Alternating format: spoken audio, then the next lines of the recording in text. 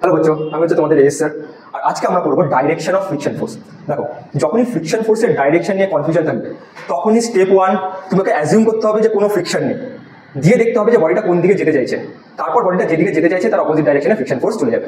একটা এক্সাম্পল নিয়ে নিই, friction force on a bicycle, ঠিক আছে? তো এই জায়গায় কোন ডাইরেকশনে ফ্রিকশন ফোর্স লাগবে, এই জায়গায় কোন ডাইরেকশনে ফ্রিকশন ফোর্স লাগবে, ঠিক আছে? তো সবচেয়ে প্রথম স্টেপ হচ্ছে আমাদের অ্যাজিউম করে নিতে হবে কোনো ফ্রিকশন ফোর্স নেই, হলো। দিয়ে আমি যখন পেডেল ঘুরাচ্ছি, এই সাইকেলটা ধরো কোনো ফ্রিকশন ফোর্স নেই, এই জায়গাটা কোন দিকে ঘুরতে চাইছে, এই জায়গাটা এরকমভাবে ঘুরতে চাইছে, আর এই জায়গাটা এরকমভাবে ঘুরে যাবে। তো এরকমভাবে যখন ঘুরে যাবে এই সার্ফেসটাকে দেখো, এই সার্ফেসে চাকাটা কোন দিকে যেতে চাইছে, এই দিকে। তো এই সার্ফেসে ফ্রিকশন ফোর্স হয়ে যাবে ডান দিকে। এটা বুঝতে পারলাম, ফ্রিকশন ফোর্স হয়ে যাবে ডান দিকে, হয়ে গেল। দিয়ে জায়গাটা ফ্রিকশন ফোর্স ডান দিকে চলে যাবে।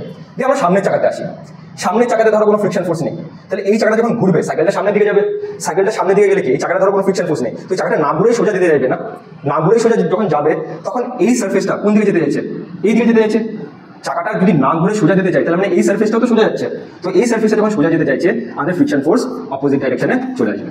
এই ছিল আমাদের concept of direction of friction force, bus.